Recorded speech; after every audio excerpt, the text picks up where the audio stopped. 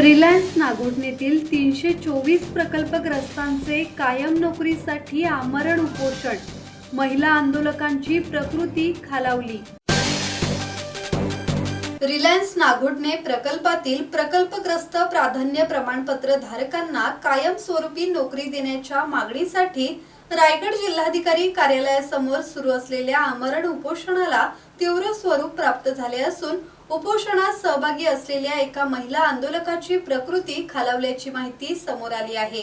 प्रशासन आणि कंपनी व्यवस्थापनाकडून दुर्लक्ष होत असल्याचा आरोप आंदोलकांनी केला आहे। भूमिपुत्र प्रकल्पग्रस्त सामाजिक संस्था चोळे ते नागोठणे यांच्या नेतृत्वाखाली हे आंदोलन सुरू असून रिलायन्स इंडस्ट्रीजच्या नागोठणे प्रकल्पात 324 प्रकल्पग्रस्त प्रमाणपत्र धारकांना कायम स्वरूपी नोकरी देण्याची प्रमुख मागणी आहे।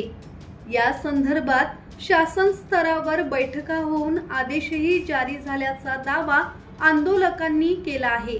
मात्र आदेशाची अंमलबजावणी अद्याप झालेली नसल्याने 2 जून पासून बेमुदत आमरण उपोषण सुरू करण्यात आले आहे।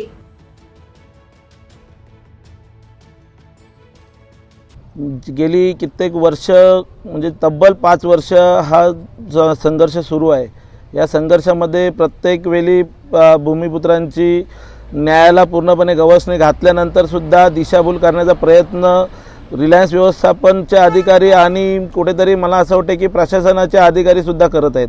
कारण माननीय मुख्य सचिव महाराष्ट्र राज्य यांच्या अध्यक्षतेखाली झालेल्या बैठकीमध्ये 24 जून 2025 रोजी ज्या निर्णयाला 324 लोकांना कंपनीत कामाला घेण्यासाठी जे काय आदेश देण्यात आले त्या आदेशांचा कुठेतरी प्रशासन सुद्धा पालन करताना दिसला नाही आणि रिलायन्स व्यवस्थापन सुद्धा कुठेतरी पालन करताना दिसले नाही। दुसरे म्हणजे आमचे अलिबागचे आमदार महेंद्र दलवी साहेब होते, कर्जत खालापूरचे आमदार महेंद्र थोरवे साहेब होते, 4 जिल्हा परिषदचे सदस्य उपस्थित होते। उपस्थितांमध्ये अजून रिलायन्सचे वरिष्ठ अधिकारी सुद्धा होते।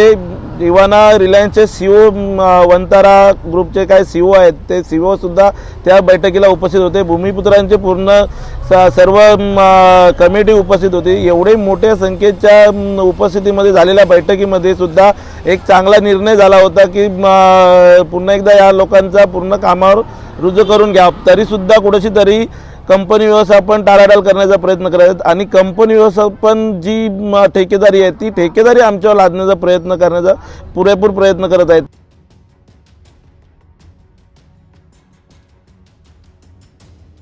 शासनाचा कोणताही प्रतिनिधी भेटीस न आल्याने आंदोलकांमध्ये नाराजी वाढली आहे।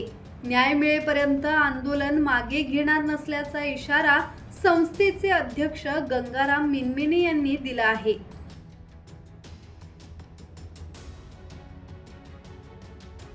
नागोठणे रिलायन्स कंपनीने 324 प्रकल्प असताना नोकरी देण्यासाठी दिनांक 2 जून 2026 रोजी जिल्हाधिकारी रायगड अलिबाग येथे 4 प्रकल्पग्रस्तांचे आमरण उपोषण चालू केलेले आहे। आजचा दुसरा दिवस आहे।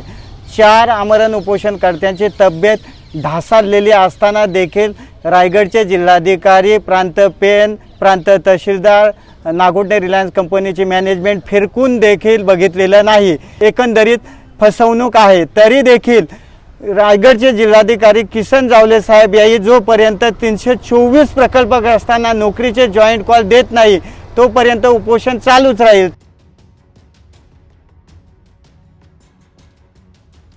धम्मशील सावंत, संवाद मराठी लाईव्ह, अलिबाग।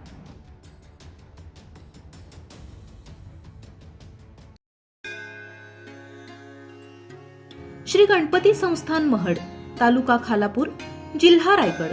श्री वरद विनायकाच्या भक्तांसाठी भक्त निवासाची सोय, स्वच्छता आणि 24 तास गरम पाणी, सीसीटीव्हीची नजर।